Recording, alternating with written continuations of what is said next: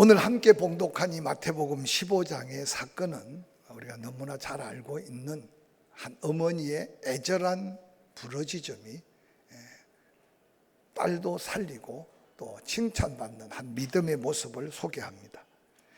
이 15장을 이해하려면 14장부터 이어지는 성경의 예수님의 어떤 삶의 흔적을 좀 더듬어 보면 예수님의 마음 중심을 좀 더 이해하기 쉬울 겁니다. 마태복음 14장을 펼치면 1절부터 우리가 너무나 잘 아는 예수님의 복음의 거룩한 그 길을 앞서서 광야에 외치는 소리로 외쳤던 침례 요한이 지금의 요르단 땅 헤롯의 여름 별장 마케루스에서 목베임을 당해 죽임을 당합니다. 그 소식을 들었던 예수님께서 얼마나 찹찹한 발걸음인지 13장 마지막은 나사렛에서 쫓겨나고 그러고 이제 갈릴리로 가시는 길에 침례 요한의 죽음의 소식은 아마 예수님께 굉장한 마음의 무거운 짐이었을 겁니다. 그래서 예수님은 디베라라는 동네에 와서 제자들에게 재촉하여 아무도 알리지 않고 베세다 빈들로 가기를 청하셨습니다. 그래서 제자들과 함께 갈릴리 바다를 서쪽 중앙 지역인 디베라에서 저 동북쪽에서 대각선 방향으로 베세다 빈들로 향하여 예수님이 떠났습니다.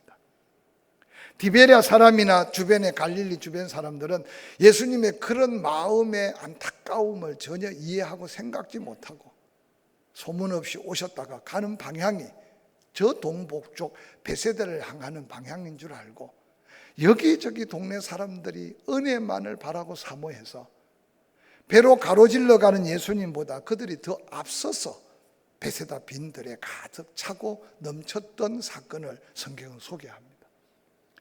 배에서 내리자마자 그곳에 수많은 환자들이 절비해 있는데 예수님은 당신의 그 잡잡하고 무거운 마음을 내려놓고 그 환자 하나하나를 치료하시고 그리고 은혜를 사모하여 예수님의 입만 바라보는 그 수많은 무리들에게 말씀을 전하셨습니다. 해가 뉘엿뉘엿 져가고 제자들은 또 다른 부담이 가득했습니다.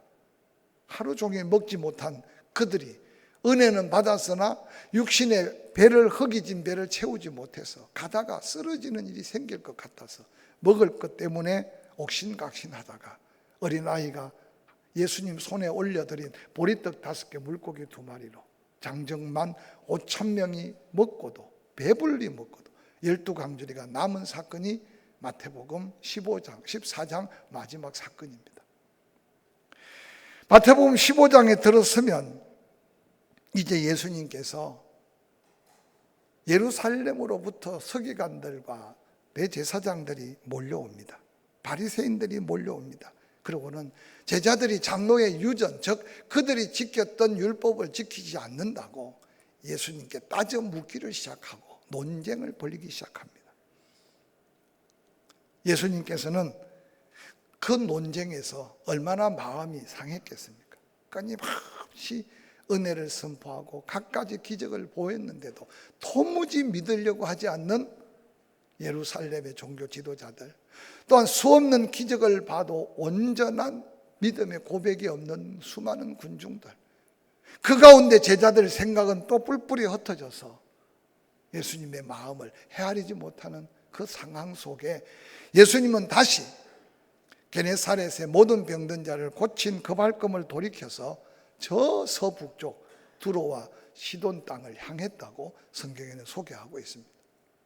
예수님이 걸으셨던 걸음 중에 갈릴리를 떠나서 지난주에 우리는 가이사라 빌립보까지 찾아가 봤겠지만 그러나 이방인들이 머물러는 저 우상 소굴인 두로와 시돈 땅을 찾으셨다는 것은 특별한 의미가 있다는 사실을 한번 상상해 가면서 두로와 시돈이 어디에 있는가 대략 그 위치를 알게 되면 좀 더 우리가 이 말씀에 확신이 더해지지 않을까 생각합니다.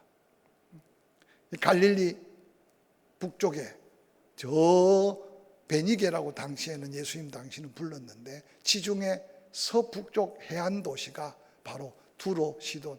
지도를 함축해 놨는데 다른 지도를 한번 보여주실래요? 밑에 갈멜산이 있고 두로가 있고 두로 위에는 사르밧의 과부가 살았던 사르밧 동네가 있고 그 위에 시돈이 있습니다.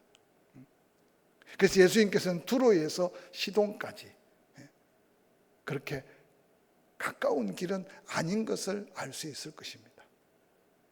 예수님께서는 그곳에 가자마자 한 여인이 예수님께 찾아 예수님을 만난 장면을 소개하고 있습니다. 어떻게 예수님에 대한 소문을 들었는지 성경은 설명하고 있지 않습니다. 아마 그래도 이 여인이 귀신에 짓눌려 거의 사경을 헤매는 아이를 살리고자 하는 안타까운 마음에서 뭐 안 해본 게 있었겠습니까? 그런데 아마 여기저기 들려오는 소문에 갈릴리 주변 가나안 땅에는 예수님이 오셨는데 그 예수님은 못 고친 병이 없다고 아마 소문을 들었던 것 같습니다. 그런데 놀랍게도 지푸리 하나 붙들 힘도 없는데도 그 예수님이 오셨다는 소문을 들었던 이 여인의 마음에 그 예수께로 향하여 간구하고 있는 장면이 오늘 본문에 기록된 내용입니다.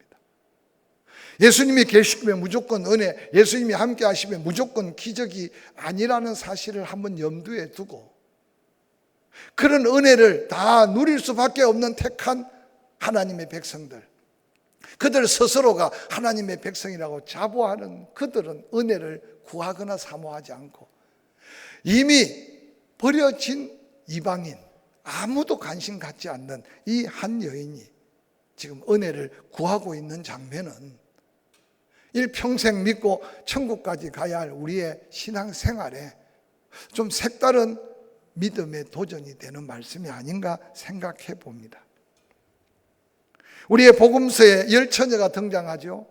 동일한 장소, 어떤 면에서 동일한 문화 속의 의복, 동일한 잔치집에 동일한 특권을 받고 한 신랑을 기다리고 있었습니다. 그런데 문제는 지혜로운 5 처녀는 기름을 준비했고 미련하고 어리석은 5 처녀는 기름을 준비하지 않은 것만 달랐습니다.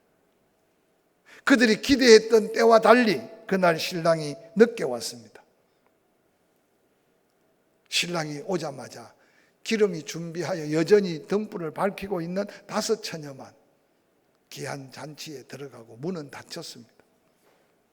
뒤늦게 기름을 준비하여 달려와 문을 두드리지만 안에서 대답하기를 내가 너희를 도무지 알지 못한다는 이 말씀은 똑같은 세상에서 똑같은 교회, 때로는 똑같은 신앙을 갖고 신앙생활을 하지만 때로는 우리가 순간순간 우리의 모습들을 살펴 은혜 받을 자리를, 은혜 받을 기회를 놓치지 않는 것이 얼마나 귀한 축복인가를 한번 생각해 보시길 바랍니다.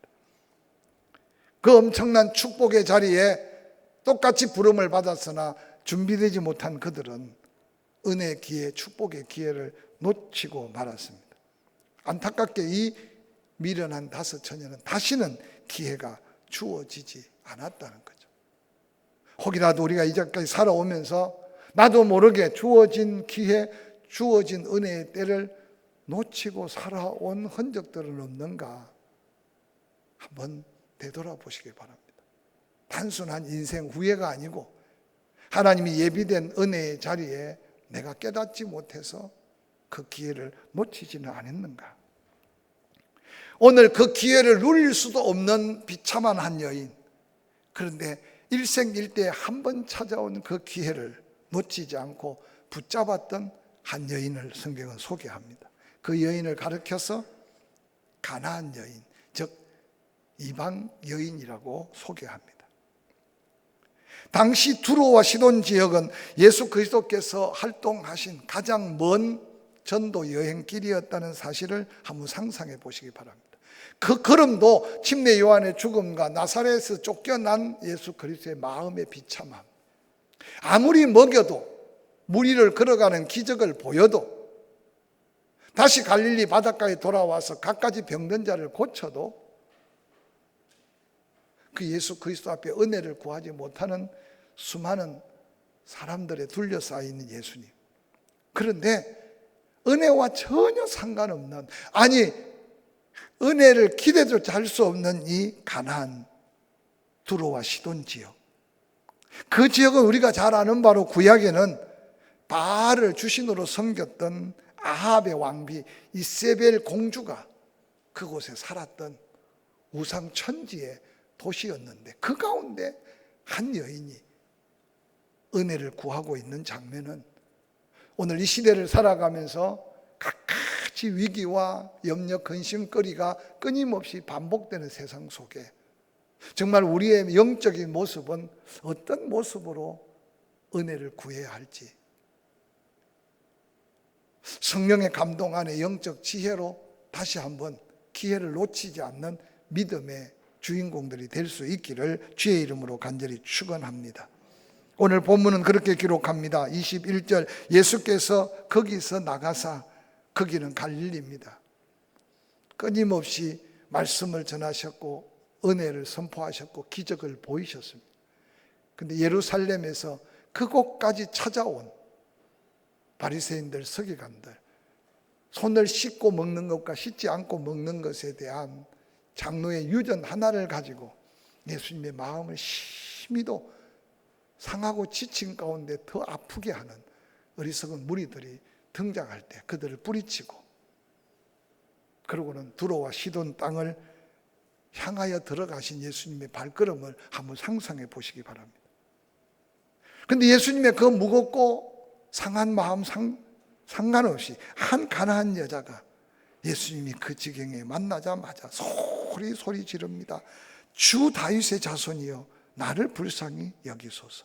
내 딸이 흉악하게 귀신이 들려 이제 사경을 헤매고 있다고 부르짖고 있습니다. 사람의 힘으로 감당할 수 없는 한계를 넘어선, 그 누구도 그 흉악한 귀신을 내어 쫓을 수 없는, 그래서 그 딸을 낳아 길렀던 어머니 가슴 속에 한이 맺히도록 안타까운 마음으로 때마침 신락 같은 소문만 들었던 예수님이 지나가는 그 예수님을 붙들고 있는 이 어머니의 모습이 하나님의 놀라운 은혜의 통로, 기적의 문을 여는 믿음의 역사였다는 사실을 성경은 우리에게 소개하고 있습니다. 한 맺힌 어머니의 간절한 부르짖음 속에 놀랍게도 예수님의 반응은 오늘 우리가 기대하고 바라보는 믿음의 소망과 너무 차이가 있습니다. 마태복음 15장 23절에 예수는 한 말씀도 대답하지 아니하시고 행히 그 길로 가는 예수님의 모습을 한번 상상해 보시기 바랍니다.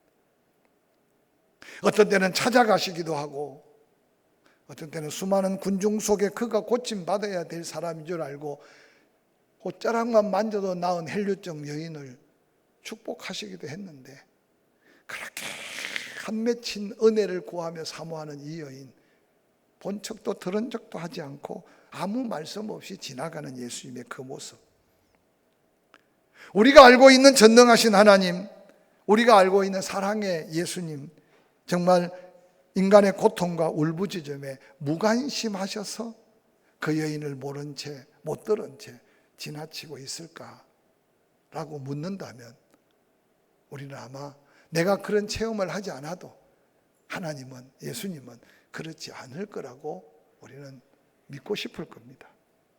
아니, 부르짖으라고 하신 하나님은 어디 계시고, 환난을 당하면 찾고 구하면 내가 가까이서 도와주겠다고 약속하신 하나님은 어디 계실까라고 묻고 싶지 않습니까? 때때로 우리는 하나님의 때와 시간을 다 알 수 없기 때문에 부르짖고 간구하지만 아무런 응답이 없을 때 우리는 포기하고 낙심할 때가 얼마나 많은지 모릅니다. 때때로 기도의 응답은 내가 원하고 기대하는 것만이 응답이 아니고, 내가 기대하지 않는 것, 아니 전혀 응답하지 않는 것도 기도 응답이라고 배우긴 하지만, 막상 절박한 순간에 기도할 때 그 문제를 해결해 주지 아니하시는 하나님 앞에 우리는 인간인지라 낙심하고 실망할 수 있을 겁니다. 히브리서 4장 16절은 이렇게 위로합니다. 우리는 긍휼하심을 받고 때를 따라 돕는 은혜를 얻기 위하여 은혜의 보좌 앞에 담대히 나갈 것이다. 그 긍휼하심이 있기 때문에, 아니 당신의 때를 따라 돕는 그 은혜가 있기 때문에 그 은혜의 보좌 앞에 담대히 나아가는 믿음이 바로 은혜 받는 놀라운 시작이라고 권면합니다. 전지전능하신 하나님, 내가 구하는 걸 아시고 내가 구하는 것보다 더 좋은 때, 더 좋은 시기, 더 좋은 방법으로 응답하기 위해서 때때로 나는 급하고 나는 안타까운데 때는 때를 늦추기도 하고 시간을 맞추기 위해서 보류하시기도 하시는 하나님을 우리는 때때로 바라볼 수 있는 믿음의 여유가 있기를 주의 이름으로 간절히 축원합니다.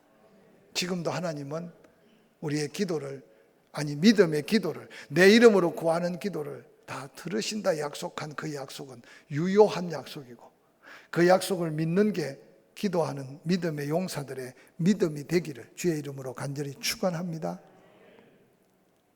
그렇게 믿고 아멘할 때 응답의 때도, 응답의 시기도, 응답의 모양이나 방법도 하나님의 뜻대로 가장 좋은 때 가장 좋은 것으로 응답한다는 약속을 함께 믿을 수 있기를 주의 이름으로 간절히 축원합니다.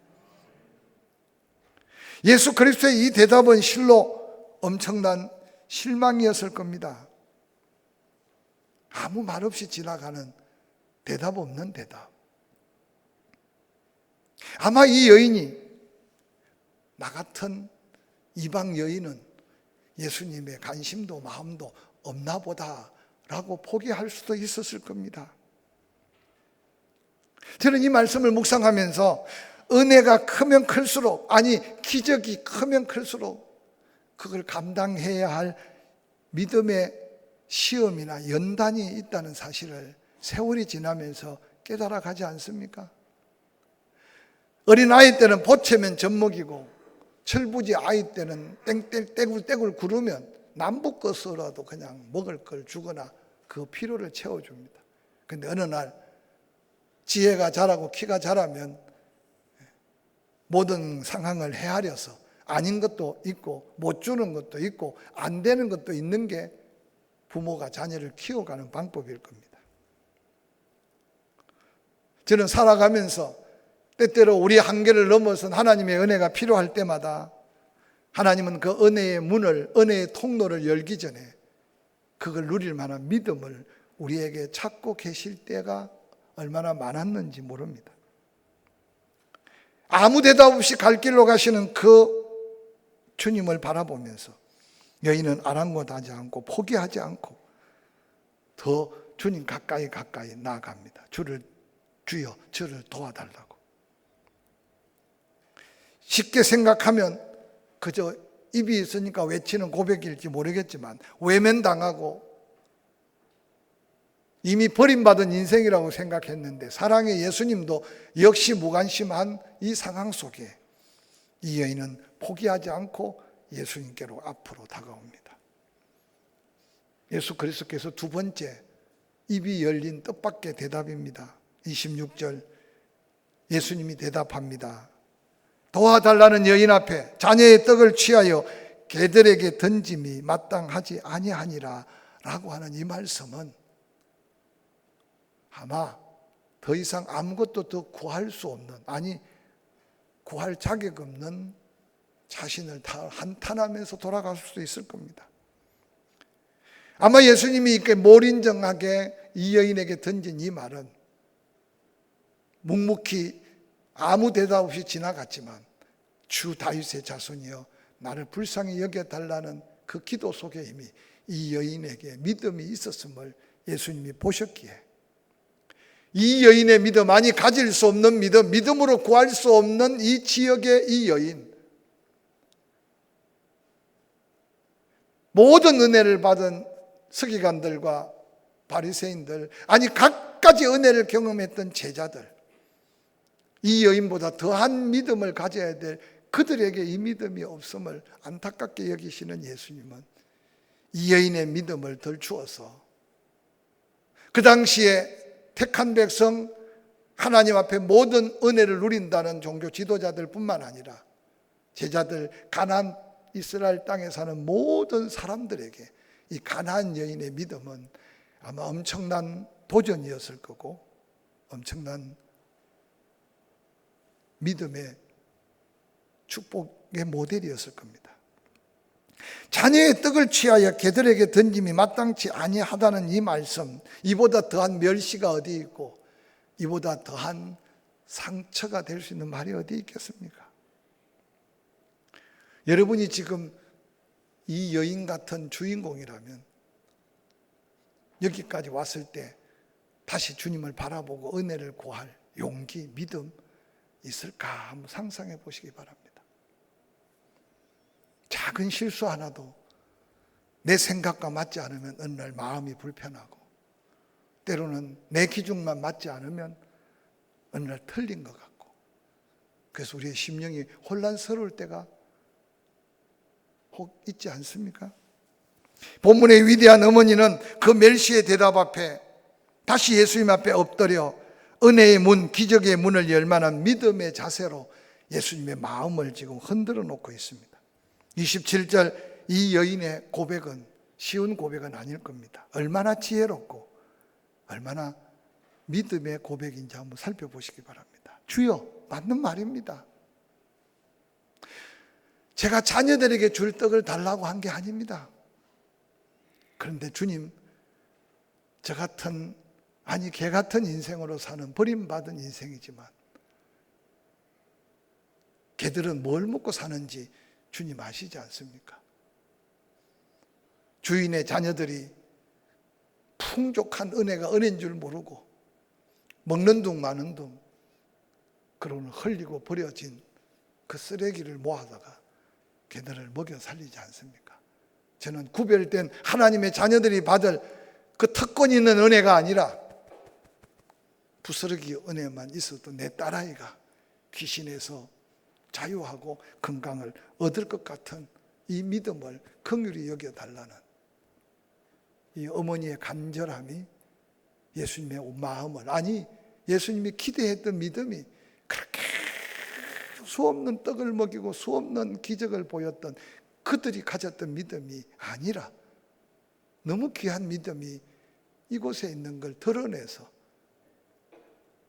제자들을 통해서 깨닫게 되고, 제자들은 그 은혜의 신비로움을 훗날 전하게 되고, 오늘 우리까지 이 밤에 그 놀라운 은혜의 문을 열었던 여인의 믿음을 다시 보여가면서 우리의 믿음을 조정하기를 원하시는 예수님의 마음을 헤아리는 이 밤이 되기를 주의 이름으로 간절히 축원합니다. 예수 그리스도께서 그 가나안 여인의 믿음을 이렇게 칭찬합니다. 15장 28절 이르시되 여자여 내 믿음이 크다. 내 믿음이 크다. 요즘은 뭘 강조해도 별로 감동이 없잖아요. 옛날에는 부흥회를 하면 그 말이고 다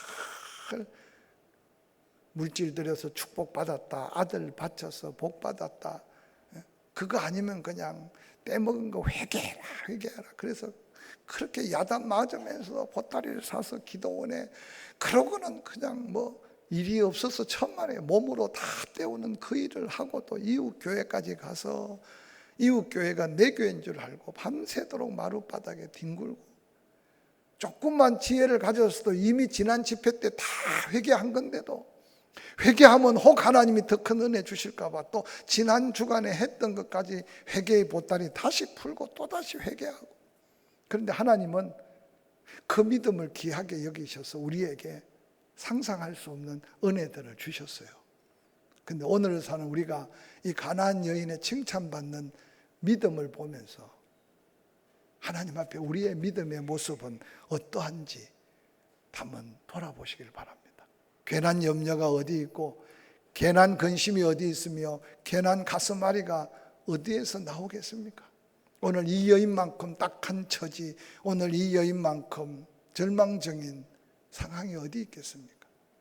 그런데 한 가지, 두 가지 묵묵히 은혜의 문을 열기 위해 다가온 시험 앞에 묵묵히 주님만 바라보고 그 시험을 이겨가는 이 믿음이 칭찬받는 믿음으로 자녀의 질병만 고침받은 게 아니라 믿음 있다고 칭찬받아야 될 수많은 무리들을 부끄럽게 하는 위대한 칭찬받는 믿음의 여인으로 성경에 기록되어서 그 여인의 감격과 기쁨을 모두가 사모하기를 도전하는 말씀이 이 밤에 함께 받은 말씀인 걸 기억하시고, 사람이 때로는 몰라주고 환경이 때로는 너무 열악하고 힘들지라도 우리 입에 한마디 한마디 믿음의 고백이 예수님의 마음을 움직이고 축복의 문이 있다면, 기적의 통로가 있다면 그걸 열어서 땅에서 풀면 하늘에서 풀고 땅에서 매면 하늘에서 메어주리라고 한 그 은혜 안에서의 놀라운 체험이 오늘 이 엄마의 감격과 기쁨, 이 어머니의 간구의 기도의 위대한 응답으로 우리의 남은 생에 새로운 믿음의 도전이 되기를 주의 이름으로 간절히 축원합니다.